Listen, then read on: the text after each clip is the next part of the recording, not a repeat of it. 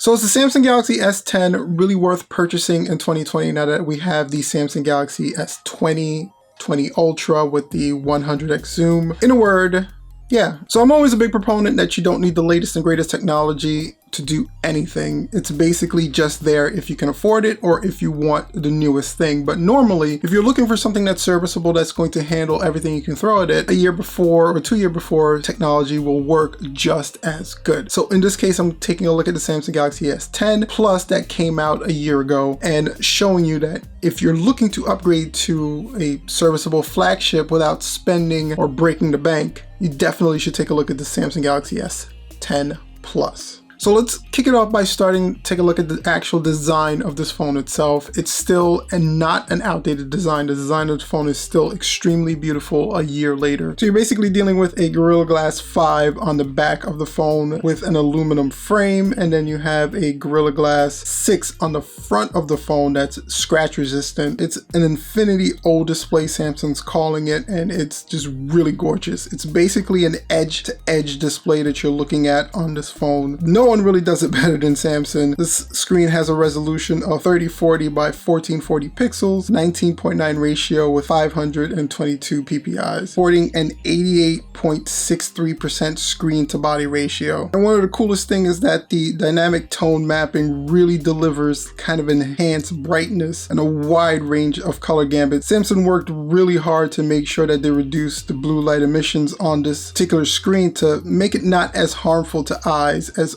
older screens were. And because we consume so much media on these devices, screens have become extremely important, and this is probably one of the best screens you're going to get on the market. Now, it doesn't have a high refresh rate like you would find in the newer phones, like a 90 Hz or a 120 Hz refresh rate, but I can tell you definitely consuming media on the screen is bar none. It's second to none. The colors that really pop when you're watching a YouTube video or anything on Netflix, when you're gaming, everything just looks really clean. It looks really vibrant, as only a Samsung screen really can do. And you do have the ability to kind of adjust the screen quality itself. You can go from the QHD to the FHD or just down to an HD display, depending if you want to kind of conserve battery life. But personally, I've been having it at the highest level display and my brightness has been pretty high and my battery hasn't suffered too much, so I can't really complain about the battery for the S10. I love the display of the phone itself. I love the display stretching around to the sides of the phone, almost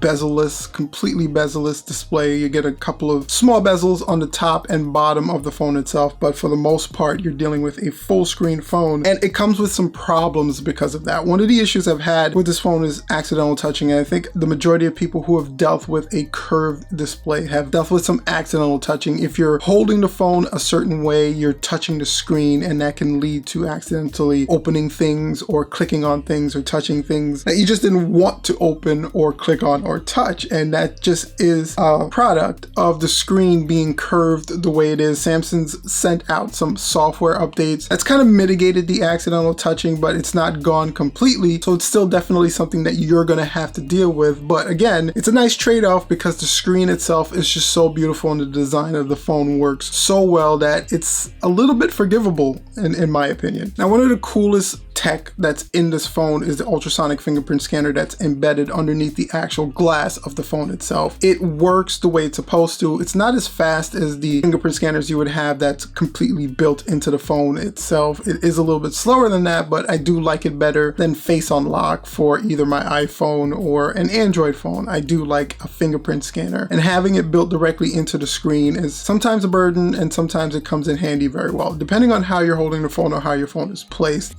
it's really accurate. It's really simple and easy to set up. The one problem I have with it is the range that it is located in. It's in a specific area on the phone itself. Sometimes if you're not looking or you're just reaching down, or if you're awkwardly trying to place your finger on the screen itself, you can miss the area completely, and that can lead to the phone not unlocking the way that you're supposed to. But once you hit that target, it does unlock fairly quickly, and I've noticed that over the year that I've been using the phone, it's gotten progressively better, either through updates or just from the fingerprint scanner itself, just learning, I guess, my fingerprint or learning how I unlock and use my phone. That's the way that machine learning really comes into play. It's actually gotten a little bit faster for me. A thing I've really noticed is that it's kind of hit or miss if your finger is wet or if the screen itself is wet. I've had times where I wash my hands or I've been out in the rain and there's just droplets of water that's either on the screen or on my finger, and it doesn't unlock as quickly as it would if my finger was dry and the screen itself was completely clear. But all in all, it's a cool piece of technology and it works the way it's supposed to for the most part. Now, I know with the Samsung Galaxy S20s that came out recently, camera was a big deal with them, that 100x zoom. I mean, when are you really going to need a 100x zoom, really? So the S10 Plus has a triple camera setup. There are 3 cameras in the rear. It's a 12 megapixel dual pixel main shooter with a vari aperture of f1.5 and f2.4. A 12 megapixel telephoto with f2.4 aperture with 2x optical zoom, and an ultra wide 16 megapixel camera with an f2.2 aperture that gives you a 120 degree view. And up front on the Galaxy S10 Plus, you have 2 cameras, a 10 megapixel dual pixel shooter with an f1.8 aperture and a second 8 megapixel depth sensing lens with an f2.2 aperture. For video recording, you have your standard 4K support with 60 frames per second, full HD. You have HDR support, time-lapse video, hyper time-lapse video, and the cameras themselves in the phone is extremely serviceable for day-to-day use. And also, if you just want to take some really great pictures, either to post to social media or just for your catalog or your memories, this thing is going to take some awesome pictures. Samsung does cameras really well. It's not the top of the market best camera that you're going to have, but it's also not the bottom of the rung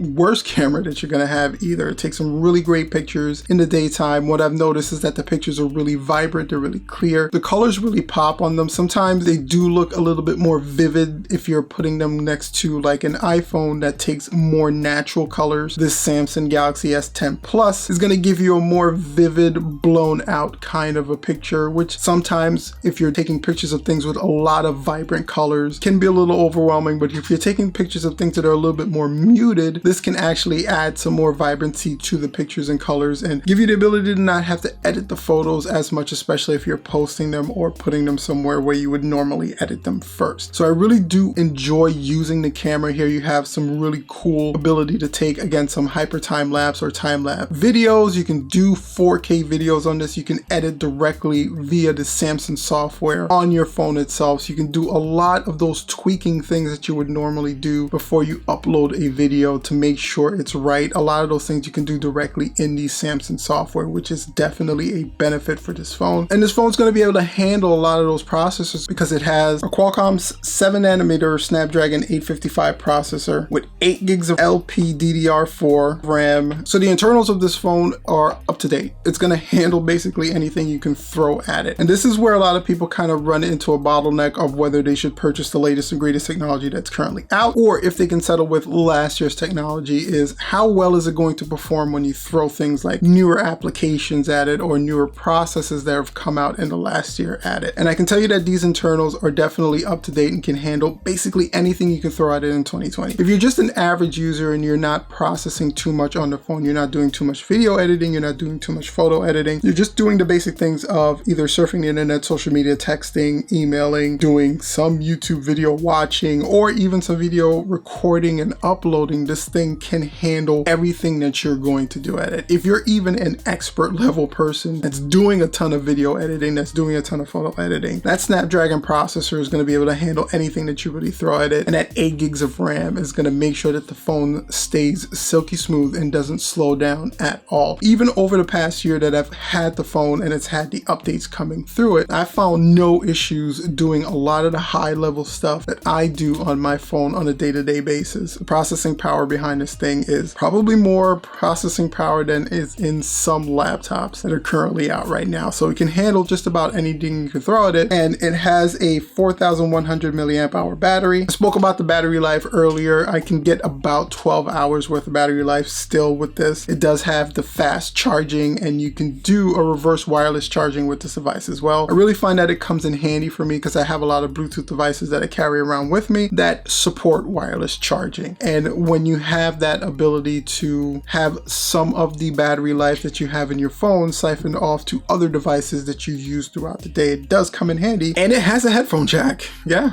it's the last one. I mean, it's riding all the way to the end, but the Samsung Galaxy S10 Plus has a headphone jack. Now, a couple of things I didn't like too much about the phone, and even owning it after a year, I still don't like. I'm not a big fan of that front-facing camera. I know the hole punch camera is a lot less obtrusive than a notch, but the two front-facing cameras on the Samsung Galaxy S10 Plus for me were just really distracting. Sometimes when I went full screen, I can actually see it. It's not hideable. It's right there in front of you, and sometimes it just became a little bit distracting when I was watching media or playing video games on the screen itself. Other than that, the screen itself is extremely beautiful. And the other problem I have with it is just the updates. The idea that if you purchased a new Samsung device now, you're getting the latest and greatest Android that's currently out. If not, then you kind of have to wait for these devices to get an update. Now, the cool thing is that Samsung does support older devices for several years, so you don't have to worry about getting the updates. The only problem is how timely will those updates come. That's where you're going to have to weigh those pros and cons. There's a lot of security updates that come through via your service provider in general, but if you're looking for the next